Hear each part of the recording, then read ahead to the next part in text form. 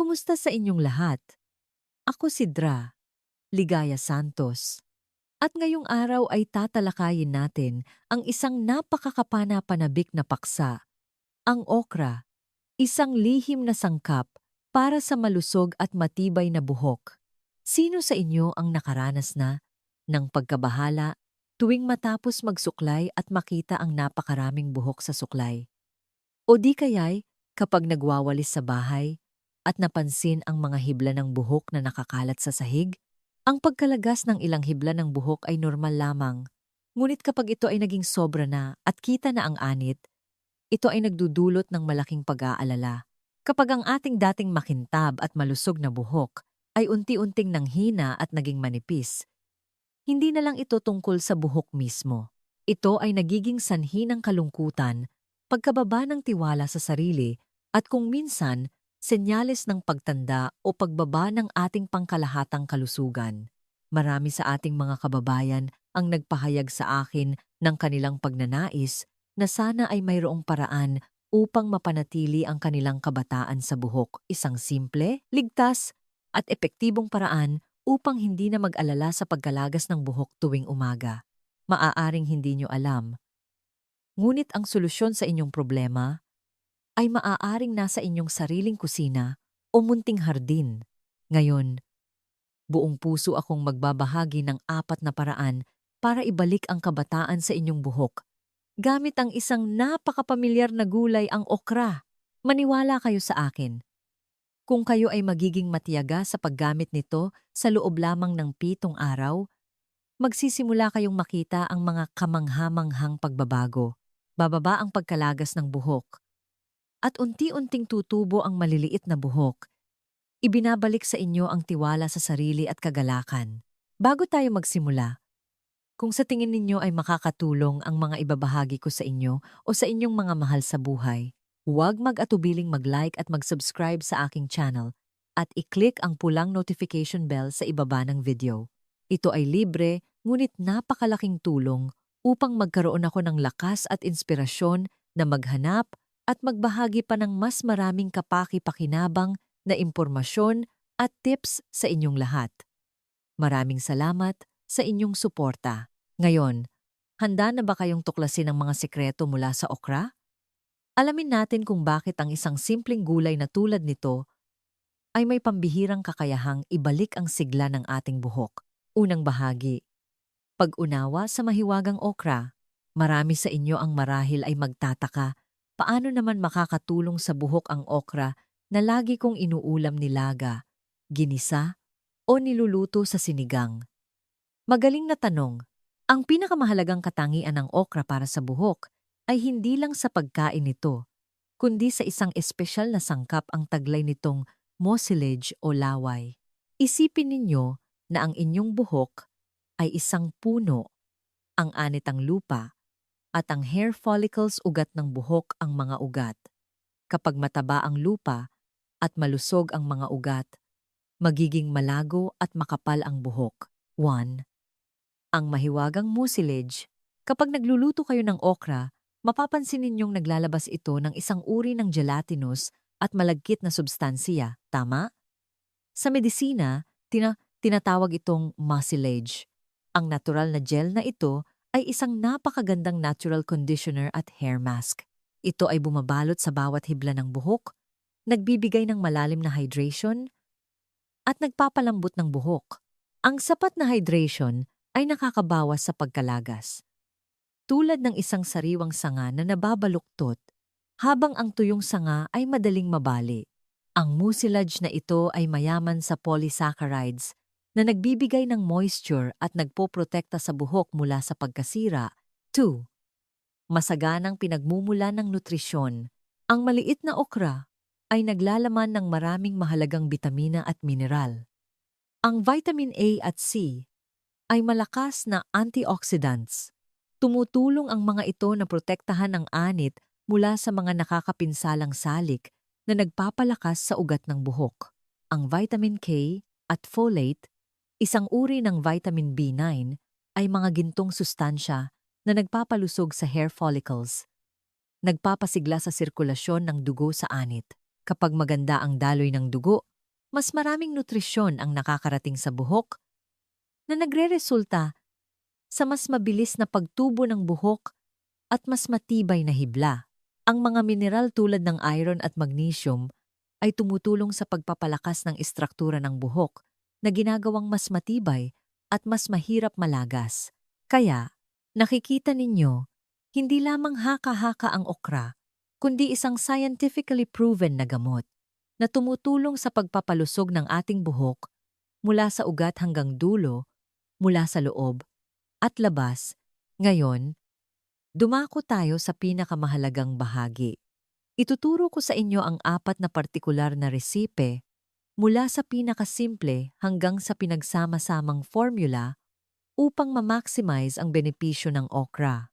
Maghanda kayo ng papel at panulat o ulit-ulitin ninyo ang panunood ng video na ito upang matandaan ang bawat resipe dahil ang bawat isa ay may iba't ibang epekto sa inyong buhok. Ikalawang bahagi, 4 na resipe para ibalik ang buhok na malakabataan. Magsisimula tayo sa pinakapangunahin at pinakasukdulang recipe na siyang pundasyon para sa lahat ng iba pang pamamaraan. Recipe 1. Purong okra gel, malalim na hydration at nagpapakalma sa anit. Ang recipe na ito ay partikular na akma para sa mga may sensitibong anit, madalas nangangati o may tuyo, buhaghag at mahirap suklayin na buhok. Mga sangkap na kailangan 8 hanggang 10 sariwang okra. Pumili ng bata, berde, at walang pinsala. Mga 2 tasa ng tubig, katumbas ng 400,500 ml. Paraan ng paggawa sundin ng maingat ang bawat hakbang. Paghahanda ng okra.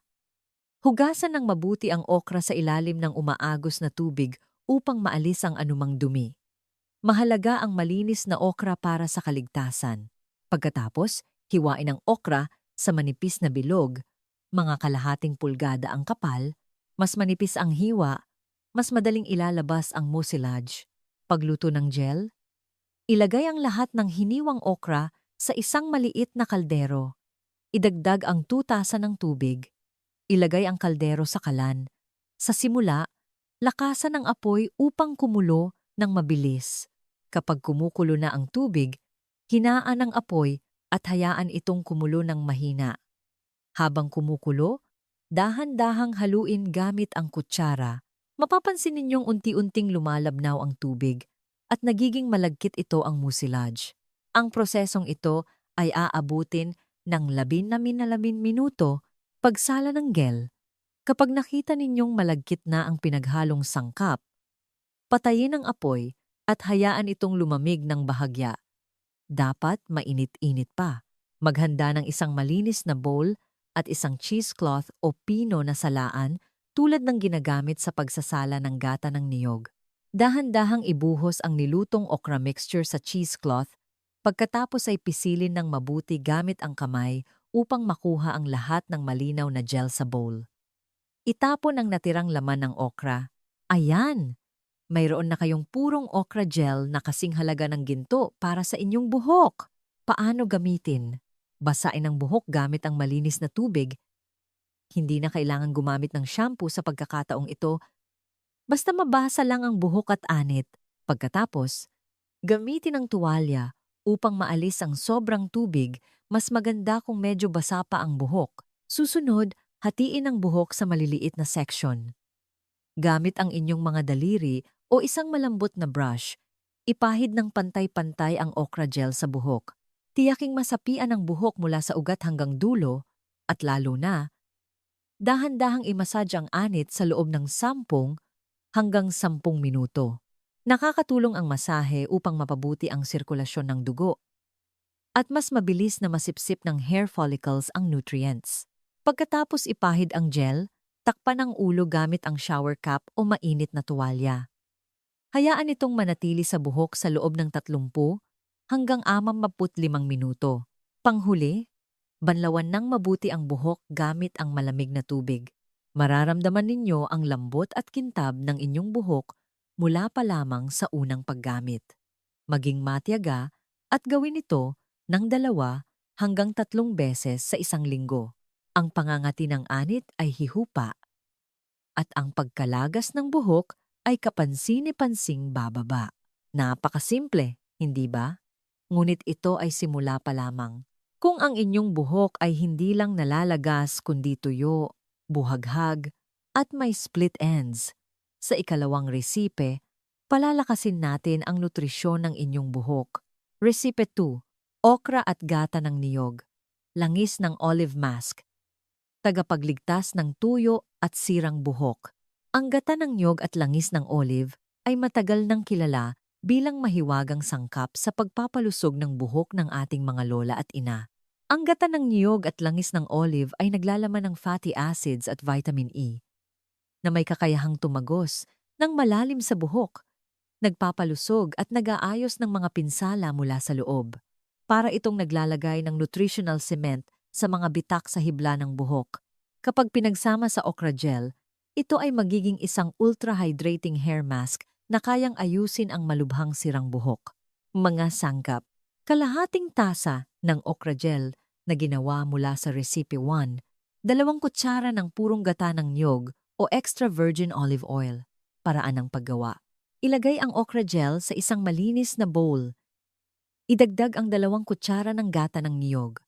Kung matigas ang gata ng niyog dahil sa lamig, maaari itong ibabad sa mainit na tubig ng bahagya upang lumambot. Pagkatapos, gamitin ang kutsara upang haluin ng pantay-pantay hanggang sa maging pinaghalong maayos ang okra gel at gata ng niyog na bumubuo ng isang creamy at makinis na timpla. Paano gamitin? Ang paraan ng paggamit ay katulad ng sa Recipe 1. Basain ang buhok, pagkatapos ay ipahid ng pantay-pantay ang pinaghalong ito sa buhok at anit. Dahil may gata ng niyog, napakataas ng moisturizing effect ng recipe na ito. Mag-focus sa pagpahid ng mabuti sa katawan at dulo ng buhok, kung saan madalas tuyo at may split ends. Dahan-dahang i-massage ang anit, pagkatapos ay balutin ang buhok sa loob ng 45 minuto hanggang 1 oras upang magkaroon ng sapat na oras ang mga sustansya na masipsip. Mahalagang paalala. Dahil ang pinaghalong ito ay naglalaman ng langis, kapag banlawan ang buhok, mas mainam na banlawan muna ng mabuti gamit ang maligamgam na tubig, pagkatapos ay maaaring gumamit ng banayad na herbal shampoo upang matiyak na hindi malagkit ang buhok. 1 beses o 2 beses lamang sa 1 linggo. Sa loob lamang ng 1 buwan, mapapansin ninyong ang inyong buhok na dating parang dayami ay magiging malambot, makintab, at puno ng buhay. Ngayon, tapos na tayo sa recipe para sa mga may tuyo at sirang buhok. Paano naman ang mga nalalagas ang buhok dahil sa mamantika at may balakubak na anit? Huwag mag-alala. Ang ikatlong recipe na ito ang solusyon para sa inyo. Recipe, okra, kalamansi, lemon, at yogurt. Alam nyo ba, minsan ang pagkalagas ng buhok ay hindi dahil sa mahina ang buhok, kundi dahil may problema ang ating anit. Ang anit na labis na naglalabas ng langis ay nagiging sanhi ng pagbara ng hair follicles, nagdudulot ng balakubak at fungi na nagpapahina sa ugat ng buhok at naglalagas. Ang resipe na ito ay tutulong sa paglutas ng problemang ito sa ugat. Ang kalamansi o lemon ay naglalaman ng natural na citric acid at vitamin C na tumutulong sa malalim na paglilinis ng anit, nag-aalis ng dead skin cells, may antibacterial properties, at napaka-epektibo sa paggamot ng balakubak. Samantala, ang unsweetened yogurt ay naglalaman ng lactic acid at probiotics na tumutulong sa pagbalanse ng pH level ng anit at nagpapakalma sa mga inflamed at nangangating bahagi ng balat. Paraan ng paggawa ng recipe na ito, napakasimple. Kalahating tasa ng okra gel, 2 kutsara ng unsweetened yogurt, 1 kutsarita ng sariwang katas ng kalamansi o lemon. Paano gamitin? Kumuha ng 1 bowl, ilagay muna ang okra gel at unsweetened yogurt, haluin hanggang sa maging pinaghalong maayos ang dalawa. Pagkatapos, saka idagdag ang katas ng kalamansi o lemon at haluin ulit ng mabuti. Huwag muna ilagay ang kalamansi o lemon ng maaga dahil ang recipe na ito ay nakatuon sa paggamot ng anit. Pagkatapos basain ang buhok, unahin ang pagpahid ng pinaghalong ito ng mabuti sa anit. Gamitin ang dulo ng mga daliri, huwag ang kuko. I-massage ng napakagaan ang buong anit sa pabilog na galaw sa loob ng 11 minuto. Mararamdaman ninyo ang bahagyang pangingilig at malamig na pakiramdam na napakasarap. Ang natitirang pinaghalong sangkap ay ipahid ng pantay-pantay sa katawan at dulo ng buhok. Balutin ang buhok sa loob lamang ng 20 hanggang 30 minuto. Hindi na kailangan ng masyadong matagal dahil ang kalamansi o lemon ay may bahagyang acidic na katangian. Pagkatapos, banlawan ng mabuti gamit ang malamig na tubig. Sa resipe na ito, dapat lamang itong gamitin ng 1 hanggang 2 beses sa isang linggo. Para sa mga may sobrang sensitibong anit o may sugat, maaaring bawasan ang dami ng kalamansi o lemon sa kalahating kutsarita. Pagkatapos ng ilang beses na paggamit, mapapansin ninyo na malinis na ang anit, walang balakubak, mas matagal maging mamantika ang buhok, at kapansin-pansing bumaba ang pagkalagas. Mahal kong mga kababayan, nalampasan na natin ang 3 resipe. Isa para sa basic hydration, isa para sa pag-aayos ng tuyong buhok, at isa para sa paggamot ng balakubak sa mamantika na anit. Ang huling recipe ay isang comprehensive formula, isang tunay na superfood upang matulungan ang buhok na lumago ng mabilis at maging matibay mula sa ugat. Recipe: okra, itlog, at honey, pang-stimulate ng paglago ng buhok para sa mas makapal at mas matibay na buhok. Kung nais ninyo ng isang kumpletong solusyon na babawasan ang pagkalagas ng buhok habang pinapabilis ang pagtubo ng bagong buhok, ginagawang mas makapal at mas maitim, ito ang golden formula na inyong hinahanap.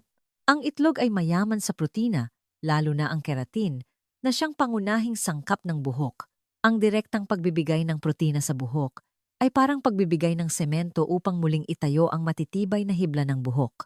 Ang honey, pulot-pukyutan, ay isang mahusay na natural moisturizer at mayroon din itong antibacterial properties na nagpapanatili ng malusog na anit at nagpapakinang sa buhok. Paraan ng paggawa ng espesyal na resipe na ito: kalahating tasa ng okra gel, isang dilaw ng itlog kung tuyo ang buhok o isang buong itlog kung normal o mamantika ang buhok, isang kutsara ng purong honey. Paano gamitin? Basagin ang itlog sa isang bowl at batihin. Pagkatapos, idagdag ang okra gel at honey. Ipagpatuloy ang pagbati ng pantay-pantay hanggang sa maging pinaghalong creamy at makinis ang lahat ng sangkap, walang buo-buo. Ipahid ng pantay-pantay ang superfood mixture na ito sa buhok at anit habang basa pa ang buhok. I-massage ng mabuti sa loob ng 10 minuto. Pagkatapos, balutin ang buhok sa loob ng 30 hanggang 45 minuto. Lubhang mahalagang paalala: kapag nagbanlaw ng buhok, kinakailangan na gumamit ng malamig o maligamgam na tubig. Huwag na huwag gumamit ng mainit na tubig dahil ang mataas na temperatura ay magluluto sa itlog at magiging malagkit sa buhok. Napakahirap itong banlawan at magdudulot ng mabahong amoy. Pagkatapos banlawan ng mabuti gamit ang malamig na tubig, maaari ninyong gamitin ang herbal shampoo upang maalis ang amoy ng itlog. Gawin ang recipe na ito 1 beses sa isang linggo. Sigurado ako na sa lalong madaling panahon ay mamamangha kayo sa inyong buhok. Hindi lang ito bababa ang pagkalagas kundi tutubo rin ng marami, magiging mas makapal at mas matibay. Ikatlong bahagi: mahalagang paalala na dapat tandaan. Ayan, naibahagi ko na ang 4 na mahalagang resipe mula sa okra. Gayunpaman, upang makamit ang pinakamahusay na resulta at matiyak ang kaligtasan, pakiusap, pakinggan ng mabuti ang aking mga payo. Ito ang mga gintong paalala. 1. Palaging mag-test ng reaction muna. Kahit na natural ang mga sangkap, mayroon pa ring posibilidad na magkaroon ng allergy ang ilang tao. Bago ipahid sa buong ulo, subukan ang kaunting pinaghalong sangkap sa maliit na bahagi ng balat sa likod ng tenga o sa loob ng siko sa loob ng 30 minuto. Kung walang kati, pamumula o iba pang iritasyon, ligtas na itong gamitin. 2. Ang pagiging matiyaga ang susi, hindi kailangan magmadali. Ang mga natural na pamamaraan ay nangangailangan ng oras upang magpakita ng epekto. Huwag sumuko kung hindi agad makita ang resulta pagkatapos ng 1 o 2 beses na paggamit. Maging matiyaga at gawin ito ng regular sa loob ng hindi bababa sa 2 hanggang 3 linggo. Naniniwala ako na makikita ninyo ang resulta. Ang 7 araw sa paamagat ay tumutukoy lamang sa paunang pagpapabuti tulad ng mas malambot na buhok at agarang pagbaba ng pagkalagas. Upang muling tumubo ang buhok, kailangan ng oras mula 1 hanggang 2 buwan. 3. Wastong pagbanlaw ng buhok. Pagkatapos maglagay ng hair mask, napakahalaga ang pagbanlaw ng mabuti upang maiwasan ang pagbara ng hair follicles. Banlawan sa ilalim ng umaagos na tubig, isiksik ang mga daliri sa buhok upang matiyak na walang natitirang hair mask sa anit. 4. Panloob at panlabas na pangangalaga. Hindi sapat ang panlabas na pangangalaga lamang.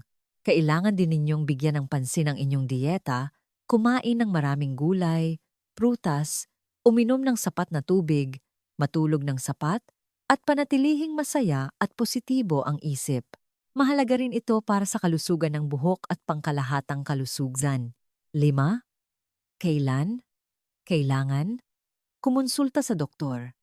Kung ang inyong pagkalagas ng buhok ay biglaan, nalalagas ng malalaking piraso, at may kasamang iba pang sintomas ng katawan, posible na ito ay senyales ng isang kondisyon sa kalusugan. Sa kasong ito, kailangan ninyong kumonsulta sa doktor upang malaman ang sanhi at magkaroon ng pinakaangkop na plano ng paggamot. Ang ating mga pamamaraan ay pawang suporta lamang. Konklusyon, kaya mga mahal kong kaibigan, dito nagtatapos ang ating diskusyon sa okra, isang lihim na sangkap para sa malusog at matibay na buhok. Umaasa ako na sa 4 na resipe na ibinahagi ko, magkakaroon kayo ng simple, mura, ngunit epektibong paraan upang alagaan at mapanatili ang inyong buhok. Ang buhok ay bahagi ng ating pagkatao. Ang malusog at magandang buhok ay hindi lamang nagpapabata sa atin, kundi nagbibigay din ng tiwala sa sarili at kagalakan sa buhay. Kung nakita ninyong kapakipakinabang ang video na ito, pakiusap, huwag kalimutang i-like, mag-subscribe sa aking channel, at i-click ang maliit na bell sa tabi upang hindi ninyo mapalampas ang anumang video sa hinaharap. At lalo na, ibahagi ang video na ito sa inyong mga kaibigan at mahal sa buhay na nag-aalala rin sa pagkalagas ng buhok upang sabay-sabay nating maikalat ang magagandang impormasyon. Sa huli, taos-puso akong nagpapasalamat sa inyong lahat at umaasa ako na lagi kayong magiging malusog, masaya, at makakamit ang inyong pinapangarap na makapal at makintab na buhok. Maraming salamat! At hanggang sa susunod nating video,